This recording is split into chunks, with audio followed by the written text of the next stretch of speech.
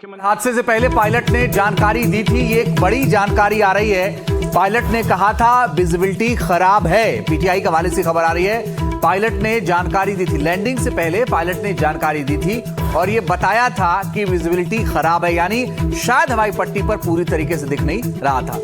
जितेंद्र, आप इस मामले पर पूरी बात अपनी पूरी करें। आप जब कह रहे थे विजिबिलिटी को लेकर, मौसम को लेकर बारामती की क्या कुछ डिटेल्स इस वक्त आपको मिल रहे हैं?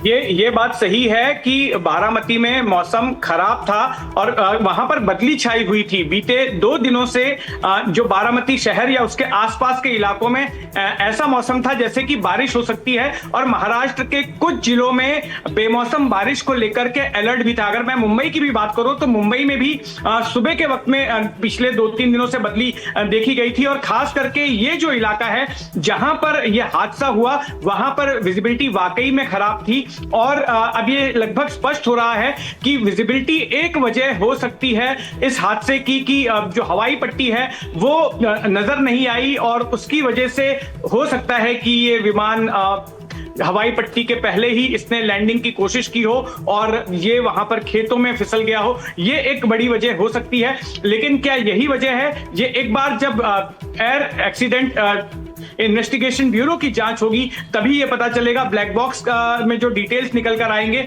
उससे ये जानकारी पता चलेगी कि क्या यही एक वजह है। लेकिन विजिबिलिटी की जहां तक बात है, जो पायलट ने एटीसी को बताई वो बात बिल्कुल सही है। उस इलाके में विजिबिलिटी आज सुबह के वक्त में बेहद खराब थी और अब भी अगर उस इलाके में देखेंगे तो वहां पर बदली छाई हुई है, हल्के फुल्के जो है वहां पर बादल घेरे हुए हैं और विजिबिलिटी उस जगह की अच्छी नहीं है। जी जितेंद्र, आप अभी एक बात का और जिक्र कर रहे थे कि इस कंपनी का जो विमान है 2023 में भी एक विमान इस तरह का दुर्घटनाग्रस्त हुआ था। क्या उसके बाद कोई कार्रवाई हुई थी? क्या वो पूरी खबर है वो भी बताएं। जी हाँ, देखिए उस वक्त में ये विमान दक्षिण भारत से मुंबई लैंड कर रहा था और मुंबई के छत्रपति शिवाजी अंतर्राष्ट्रीय हवाई अड्डे पर लैंडिंग के वक्त में, ये सितंबर 2023 की बात है, लैंडिंग के वक्त में ये विमान दुर्घटनाग्रस्त हो गया था। ये वही विमान है या फिर इसके जैसा कोई दूसरा विमान है, लियरजेट 45, वो भी वही विमान था और वो दुर्घटनाग्रस्त हुआ था जिसमें पायलट को चोट लगी थी और विमान का बड़ा हिस्सा डैमेज हो गया था। अब ये हम जानकारी जुटा रहे हैं कि क्या ये वही विमान है जिसमें अजीत पवार का हादसा हुआ, जिसे कि मरम्मत करने के बाद 2023 के हादसे के बाद उस विमान को मरम्मत किया गया और उसके बाद फिर से इस्तेमाल किया जा रहा था, या फिर ये उसके जैसा ही कोई दूसरा विमान है? ये अभी जांच का विषय है। लेकिन इसी कंपनी का इस जैसा ही विमान 2023 सितंबर में भी दुर्घटनाग्रस्त हो चुका है मुंबई हवाई अड्डे पर और वहां पर भी हादसा भी लगभग कुछ ऐसा ही हुआ था कि हवाई पट्टी के पास में ये विमान उतर गया था। इसके बाद विमान के कुछ हिस्से को जो है डैमेज हुआ था और उसमें जो पायलट और को पायलट थे उनको भी चोट लगी थी। बिल्कुल जितेंद्र, और इस बात का जिक्र जिस तरह से आपने किया इसलिए भी जरूरी है क्योंकि यहाँ पर एक राज्य के उप मुख्यमंत्री का निधन हो जाता है विमान क्रैश के बाद, तो ऐसे में ये जांचना और इसकी तह तक जाना बेहद जरूरी है कि आखिर क्या वो वजह रही है इस पूरे हादसे की। इस वक्त क्या डिटेल्स आपको मिल रहे हैं? बारामती कौन कौन परिवार के लोग जितेंद्र पहुंच रहे हैं? देखिए, जो जानकारी मिली है उसके मुताबिक रोहित पवार पहुंच रहे हैं। इसके अलावा सुप्रिया सुले और सुनेत्रा पवार, ये लोग दिल्ली से निकल चुके हैं बारामती पहुंचने के लिए। उन्हें बारामती पहुंचने में 3 से 4 घंटे लगेंगे क्योंकि करीब 1.25 घंटे की फ्लाइट दिल्ली से पुणे की है। फिर इसके बाद पुणे से बारामती के बीच का फासला 100 किलोमीटर का है, तो 1.5 से 2 घंटे इस फासले को तय करने में लग सकते हैं क्योंकि बीच में घाट भी आते हैं। तो ऐसे में उम्मीद की जा रही है कि 3 से 4 घंटे में सुप्रिया सुले उनकी बहन और सुनेत्रा पवार उनकी पत्नी वहां पर पहुंचेंगे। इसके अलावा कई दिग्गज राजनेता, एकनाथ शिंदे भी जाने वाले हैं बारामती, बाकी के राजनेता भी जाने वाले हैं। अभी हमें ये जानकारी आधिकारिक तौर पर नहीं आई है कि क्या देवेंद्र फडणवीस भी वहां पर पहुंचेंगे, लेकिन जो जानकारी मिल रही है कि बाकी के तमाम नेता, उनकी पार्टी के नेता और उनकी पार्टी के अलावा दूसरे बड़े नेता भी अलग अलग पार्टियों से वो बारामती पहुंच रहे हैं। तो ये भी अपने आप में बड़ी बात है। जितेंद्र, आप बता रहे हैं कि परिवार के लोग पहुंच रहे हैं और 3 से 4 घंटे का वक्त लग सकता है जब परिवार के लोग पहुंचेंगे। एक बात और बताइए जितेंद्र की ये जो पूरे विमान में और कौन कितने कितने लोग थे और उनका क्या रिश्ता? एक तो पीएसओ बताया जा रहा है, बाकी लोग कौन कौन से थे? जी हाँ, देखिए कुल 5 लोग थे। 2 लोग, एक पायलट और को पायलट, फिर उसके बाद उप मुख्यमंत्री अजीत पवार, इसके अलावा उनका जो पुलिस सिक्योरिटी ऑफिसर वो था और साथ में एक अटेंडेंट भी थी विमान में।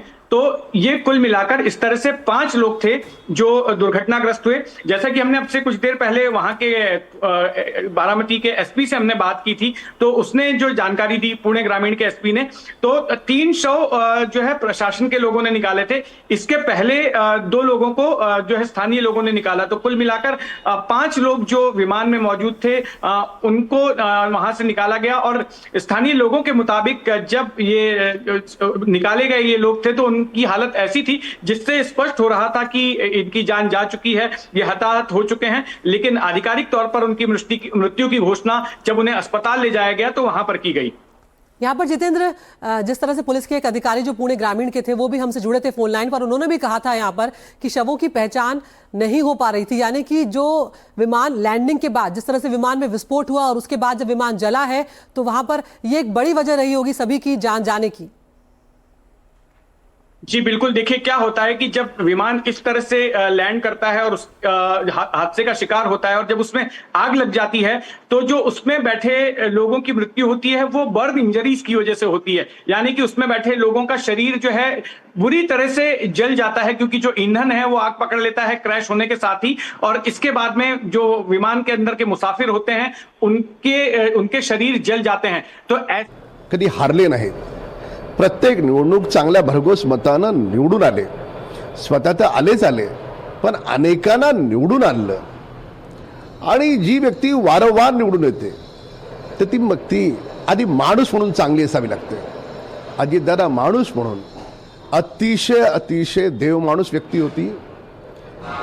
मी माझ्या वतीनं, माझ्या कुटुंबाच्या वतीनं, माझ्या पक्षाच्या वतीनं, या राज्यातल्या 12 कोटी जनतेच्या वतीनं परमेश्वराला प्रार्थना करेन की त्यांच्या आत्म्याला शांती मिळावी, मोक्ष मिळावा।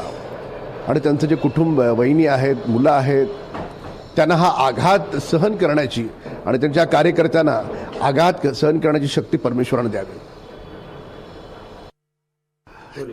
आज प्रातः बहुत ही दुखद वार्ता सामने आई और जब वार्ता सामने आई तो यकीन नहीं हुआ। फिर कुछ पलों के बाद पता चला कि बहुत ही स्पष्ट तरीके से बात करने वाले, जिनका स्वभाव बड़ा पारदर्शी था, लोगों को साथ में लेकर के चलने वाला था, वे अजीत दादा हमारे बीच में नहीं रहे।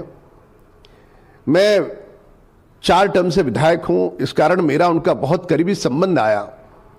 एक ऐसा व्यक्तित्व जो होने वाले काम को हाँ और न होने वाले काम को भले आपको बुरा लगे, मुंह पर ना, इस प्रकार की उनकी छवि रही। भाषणों में बहुत ज़्यादा शेरो शायरी या कविताएं नहीं करते थे, पर एक भाषण कला में उनका एक अपना अंदाज था जो लोगों को अच्छा लगता था और उस अंदाज में भी प्रामाणिकता थी।